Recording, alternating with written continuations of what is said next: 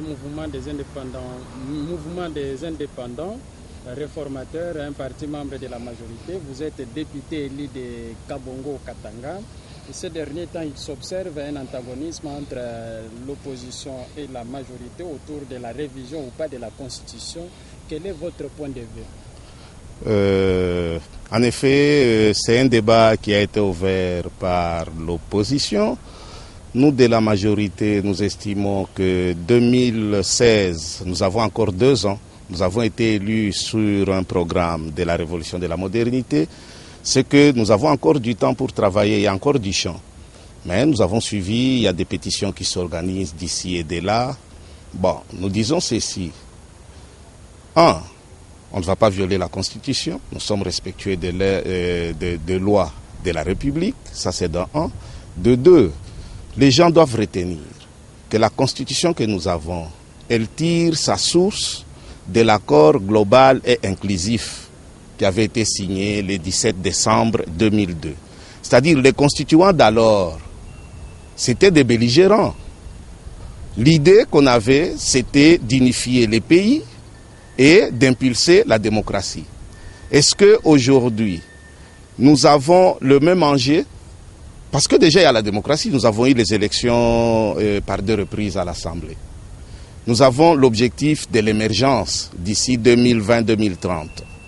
Ce qui est possible aujourd'hui, il y a les élus qui sont légitimes, qui peuvent carrément impulser un référendum.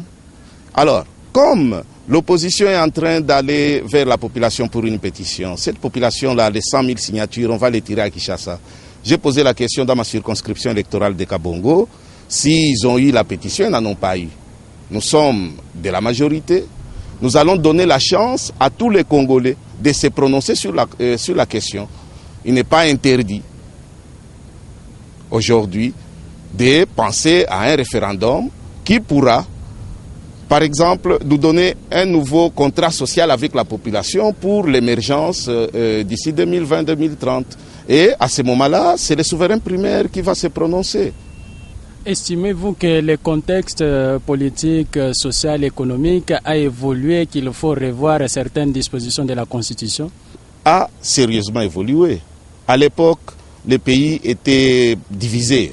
Il y avait 4, 5, 6 morceaux. Il y avait RCD, RCD KML, RCD national, et il y avait le MLC et tout ça.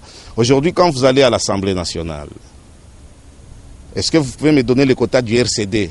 Les constituants d'alors, ils ont 0 député. OK? Quand vous prenez le MLC, il est dans l'impossibilité d'avoir un groupe parlementaire à lui seul. Il est avec les alliés. Donc le contexte politique a évolué. Le contexte social a aussi évolué. Vous voyez, avec la révolution de la modernité, il y a tout ce qui est arrivé et nous devons aller de l'avant, nous devons aller vers l'émergence.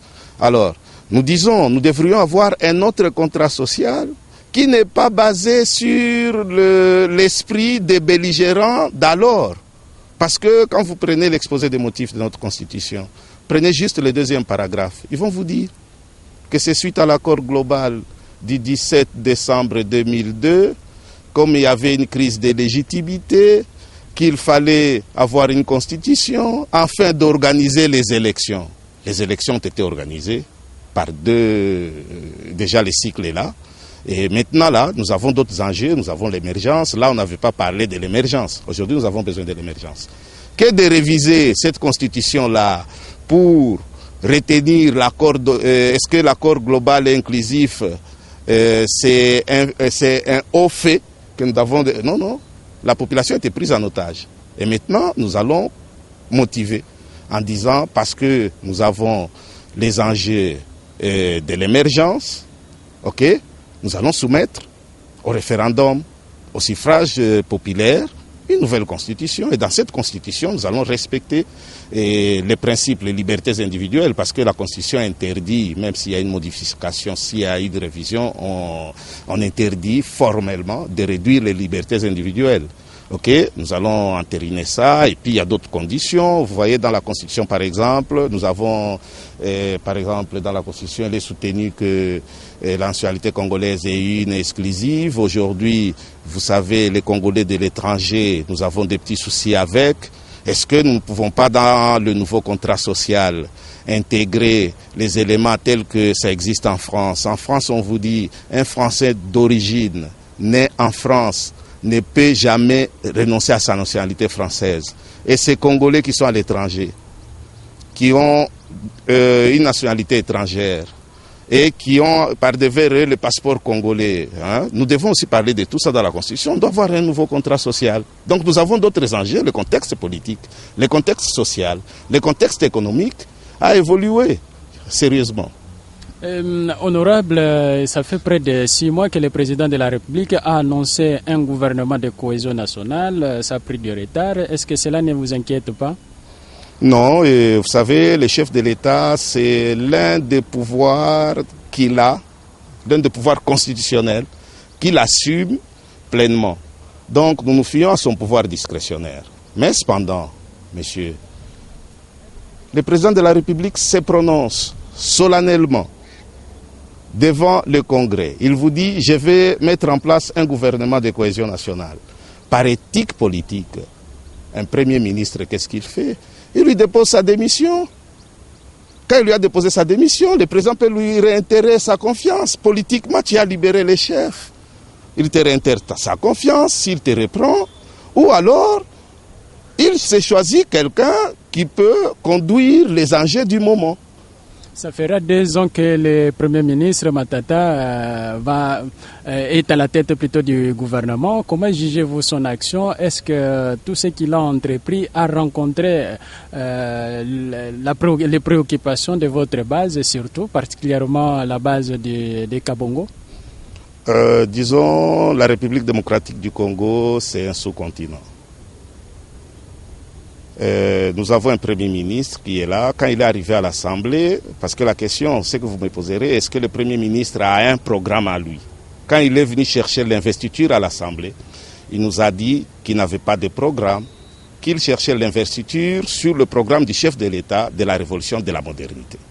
Il nous avait promis un chronogramme de l'exécution du programme du chef de l'État que nous n'avons jamais eu pour évaluer son action.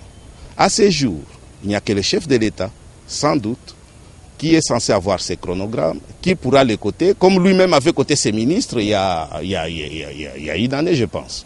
Alors, dans tous les cas,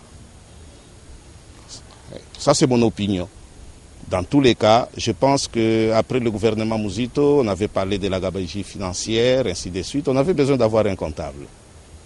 Et le comptable a eu un comportement d'un boutiquier. Vous êtes Premier ministre, le premier voyage aux États-Unis, et ce sont les autorités du FMI qui font un coup de fil ici pour te soutenir. Ça fait tiquer. Le deuxième voyage, tu vas parler du leadership, ça fait tiquer. Pas plus tard qu'il y a une semaine passée, il y a un article de Colette Brackman qui dit que c'est le Premier ministre qui est aimé par la population et haï par les sommets. Alors, nous disons ceci, si le Premier ministre, parce que Colette Brackman ne peut pas écrire un article gratuitement, la presse coûte de l'argent, alors, si vous sentez que vous êtes haï par les chefs, déposez-lui votre démission. C'est simple. Parce que le chef a été élu par toute la population. Je vous informe que le Premier ministre était suppléant aux législatives de 2011. Et son candidat avait échoué. Ce qu'il sait au moins, c'est que c'est mouiller une chemise pour les élections. Alors, quand vous êtes aux affaires, il faut respecter celui qui vous a donné la possibilité d'y être. Je me remets au pouvoir discrétionnaire du chef de l'État. S'il va le reconduire, nous allons accepter, mais de toutes les façons, par éthique politique, parce que le chef de l'État, c'est quelqu'un qui est respectueux des lois, de l'éthique et de la déontologie, par éthique politique, nous sommes convaincus que pour n'avoir pas déposé sa démission, comme l'a fait le Premier ministre français, il va être limogé. Que de sortir par la grande porte, il va sortir par la petite. Merci beaucoup, honorable Mbao. Merci, je vous remercie.